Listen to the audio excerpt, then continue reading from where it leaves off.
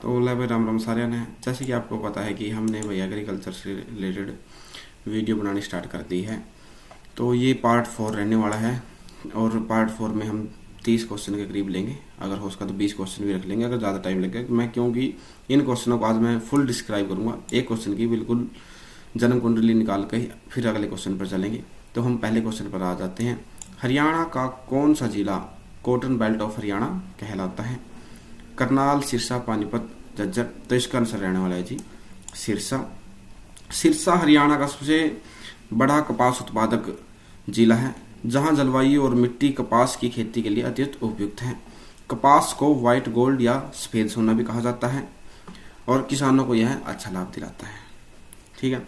तो और करनाल की बात करें तो इसको राइस बाउल ऑफ हरियाणा भी कहा जाता है। और पानीपत की बात करें तो टेक्सटाइल सिटी या फिर हैंडलूम इंडस्ट्री भी यहाँ पर सबसे ज़्यादा है। और अगर हम कॉटन बेल्ट की बात करें तो कॉटन बेल्ट में आता है सिरसा। और व्हाइट गोल्ड कपास को कहा जाता है, ये मैं आपको बता चुका हूँ। और कपास जो है खरीफ की फसल है। ये सब याद करने वाले फैक्ट हैं। अगर हम कपास की बात करें तो कपास के जो प्रमुख जिले हैं उनमें आएगा सिरसा, हिसार और फतेहाबाद, 3 जिले आने वाले हैं। तो आइए नेक्स्ट क्वेश्चन पर चलते हैं। हरियाणा में चौधरी चरण सिंह हरियाणा एग्रीकल्चर यूनिवर्सिटी की स्थापना कब हुई? तो इसका आंसर रहने वाला है जी 1970 में। चौधरी चरण सिंह हरियाणा एग्रीकल्चर यूनिवर्सिटी की स्थापना 2 फरवरी 1970 को हुई थी। यह हरियाणा का सबसे बड़ा कृषि विश्वविद्यालय है और किसानों के लिए नई फसलें की किस्म तैयार करते हैं। और HU नेक्स्ट क्या है? नेक्स्ट है जी 1966 में हरियाणा का गठन हुआ था और 1975 में HAU की स्थापना हुई थी। HAU कहाँ पर है? HAU है सर हिसार में। HAU भी हिसार में है। तो उस 1970 में स्थापना हुई। कृषि अनुसंधान का प्रमुख केंद्र है HAU। तो नेक्स्ट क्वेश्चन पे चलते हैं। हरियाणा की कौन सी फसल MSP पर सबसे अधिक खरीदी जाती है? तो इसका आंसर रहने वाला है गेहूं। हरियाणा देश में प्रमुख गेहूं उत्पादक राज्यों में से एक है। सरकार MSP की फुल फॉर्म भी आपसे पूछ सकता है। तो इसकी MSP की फुल फॉर्म रहने वाली है मिनिमम सपोर्ट प्राइस। अगर आपको जो मैं एक्सप्लेन कर रहा हूँ वो अच्छे समझ में ना आए तो मैं इसके एक्सप्लेनेशन वाली फुल PDF आपको प्रोवाइड करवा दूंगा। आप मेरे टेलीग्राम चैनल के लिंक पर जाकर वहाँ से ये PDF डाउनलोड कर सकते हैं और वहाँ से आसानी से पढ़ सकते हैं। यहाँ पर सिर्फ आप एक बार क्लास लगाएं, देन आप वहाँ जाकर PDF डाउनलोड करके एक या दो बार PDF पढ़ें, तब आपको सब कुछ याद हो जाएगा।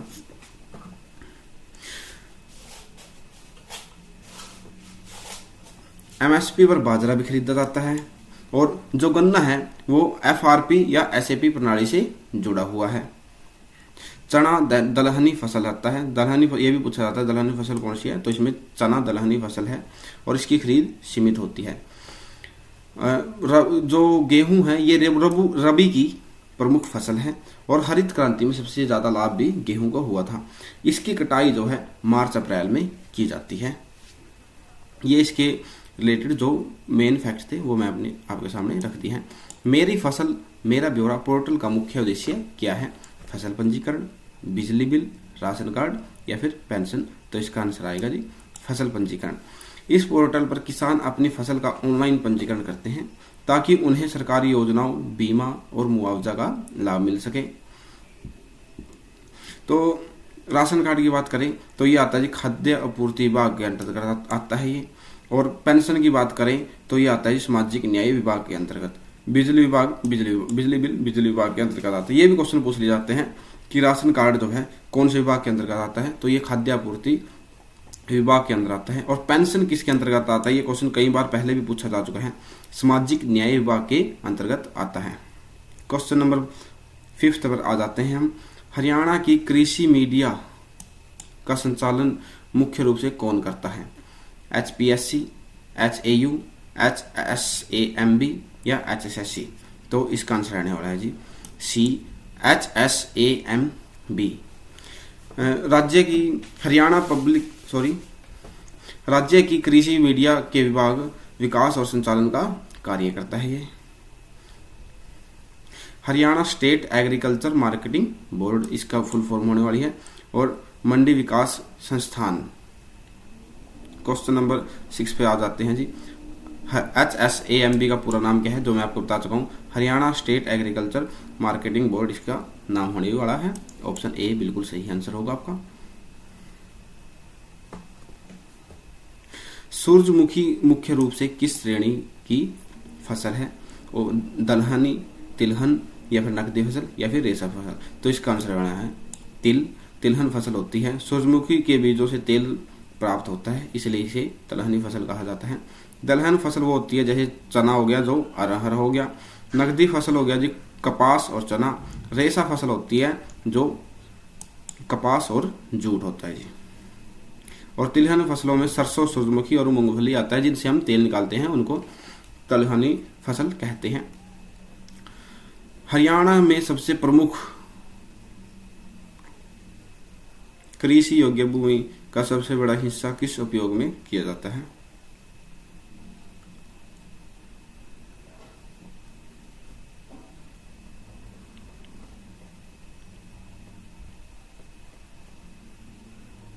सॉरी, ये क्वेश्चन शायद मेरे से गलत ऐड हो गया।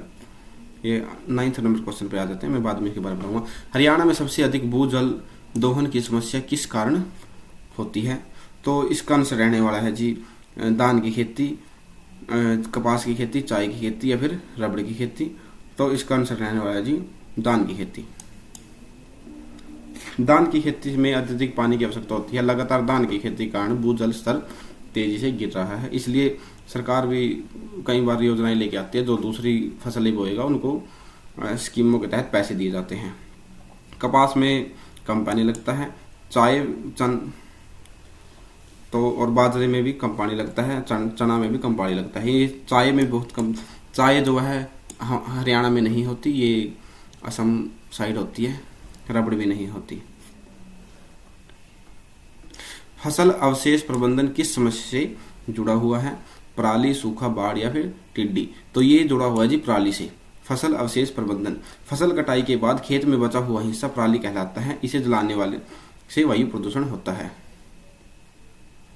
बाढ़ में जल भर जाता है, सूखे में वर्षा की कमी हो जाती है, और टिड्डी में मतलब कि किसी भी कीटों का जब हमला हो जाता है तो उसे टिड्डी हमला कहते हैं। पराली जना, तो नेक्स्ट क्वेश्चन पे आ जाते हैं।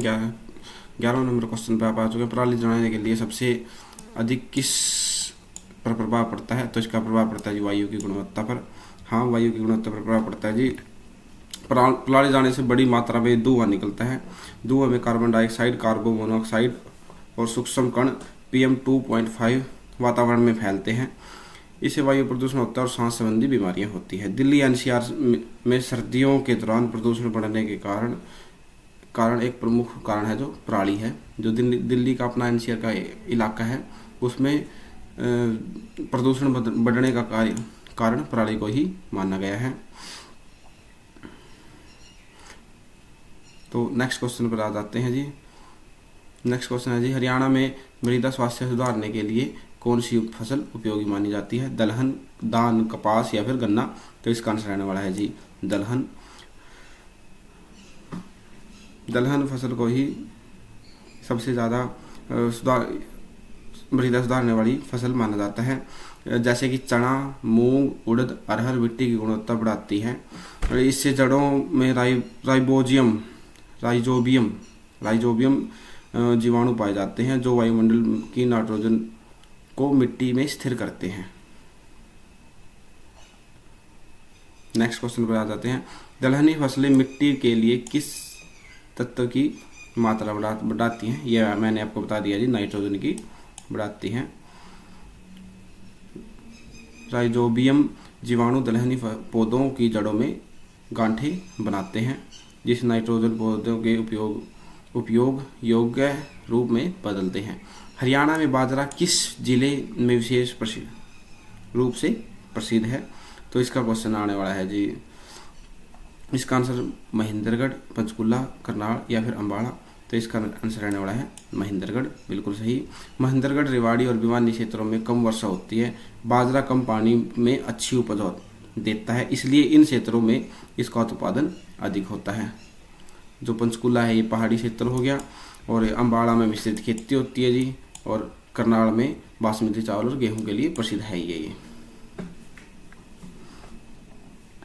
हरियाणा में कौन सा सूक्ष्म कृषि के लिए माना जाता है? कौन सा क्षेत्र सूक्ष्म कृषि के लिए माना जाता है?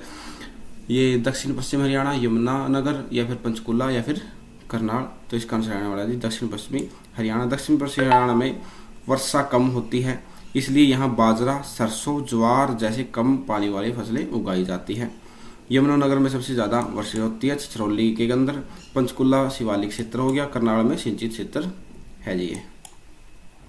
और अगर हम दक्षिण पश्चिमी हरियाणा के जिले पूछें तो सिरसा, भिवानी, महेंद्रगढ़ इसमें अहम मुख्य भूमिका निभाते हैं। हरियाणा में बागवानी विश्वविद्यालय कहाँ स्थित है? हरियाणा में बागवानी विश्वविद्यालय कहाँ स्थित है? करनाल, हिसार, जींद, अम्बाड़ा। तो इसका आंसर आने वाला है करनाल में। महाराणा प्रताप हॉर्टिकल्चर यूनिवर्सिटी फल, फूल और सब्जियों की खेती पर शोध और शिक्षा प्रदान करती है। महाराणा हॉर्टिकल्चर यूनिवर्सिटी करनाल के अंदर है जी ये।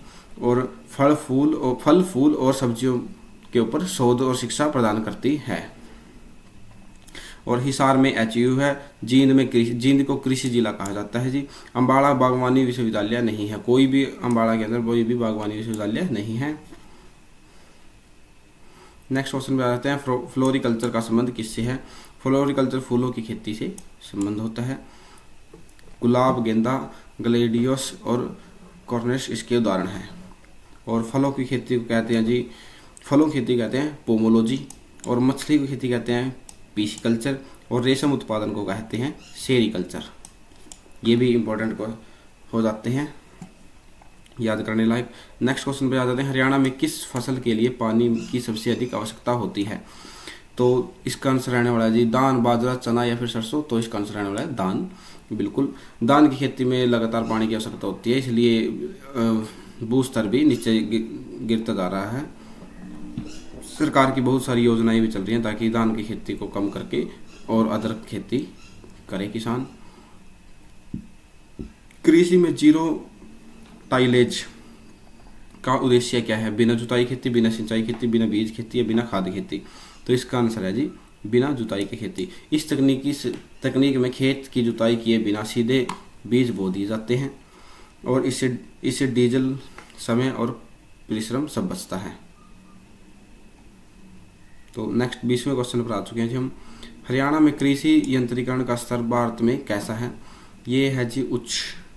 बिल्कुल, बहुत कम, मध्यम, उच्च या नगण्य। तो इसका आंसर है उच्च।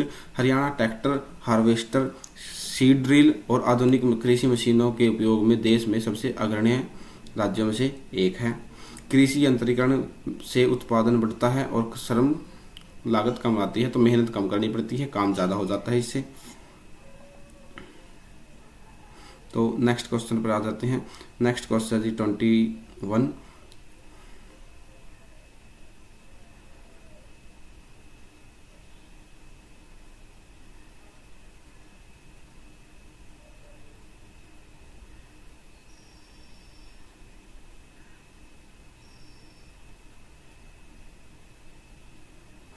तो यहाँ से स्टार्ट करते हैं। इंटीग्रेटेड फार्मिंग सिस्टम का अर्थ क्या है? केवल खेती पशुपालन प्लस अन्य गतिविधियाँ, या फिर केवल डायरी, या फिर केवल मत्स्य। तो इसका आंसर आना है बी।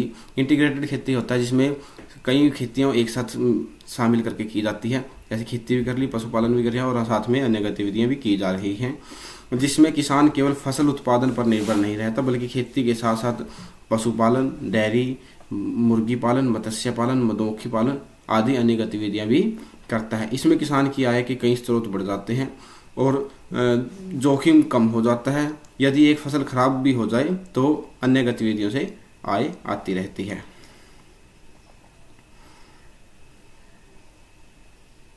अगर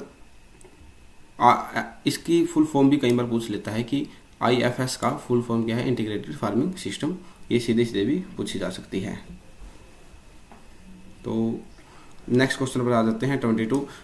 हरियाणा में कौन सी फसल खरीफ और रबी दोनों में उगाई जाती है? तो इसका आंसर रहने वाला जी मक्का, गेहूं, सरसों या फिर जो। तो मक्का इसका आंसर रहने वाला है।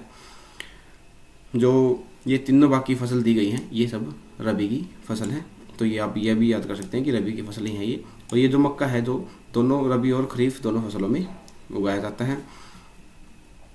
मक्का का उपयोग ज़्यादातर भोजन, पशु चारा और स्टार्च उद्योग और जैव ईंधन बनाने के लिए किया जाता है। क्वेश्चन नंबर 23 पर आ गए हैं जी हम। तो हरियाणा में जैविक खेती को बढ़ावा देने का मुख्य उद्देश्य क्या है? रासायनिक उपयोग और सिंचाई बंद करना, या खेती कम करना, या फिर उत्पादन रोकना। तो इसका है जी रासायनिक उपयोग कम करना। जैविक खेती से मतलब समझ में याद आता है कि यहाँ पे रासायनिक चीज़ों का कम प्रयोग है। जैविक खेती में रासायनिक खाद और कीटनाशकों के स्थान पर गोबर खाद, वर्मी कंपोस्ट या हरी खाद या फिर जैव उर्वरकों का प्रयोग किया जाता है। इससे मिट्टी की गुणवत्ता बनी रहती है और पर्यावरण को भी कम नुकसान पहुंचता है।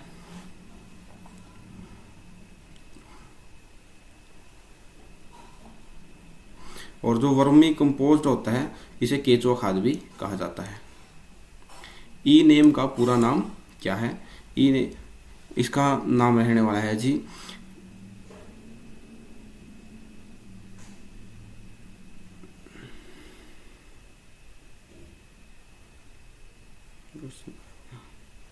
ई नेम का पूरा नाम क्या है? इसका नाम रहना है इलेक्ट्रॉनिक नेशनल एग्रीकल्चर मार्केटिंग। बिल्कुल इसका यह आंसर रहने वाला है ऑप्शन ए। तो नेक्स्ट क्वेश्चन पे आ जाते हैं। Question number 26।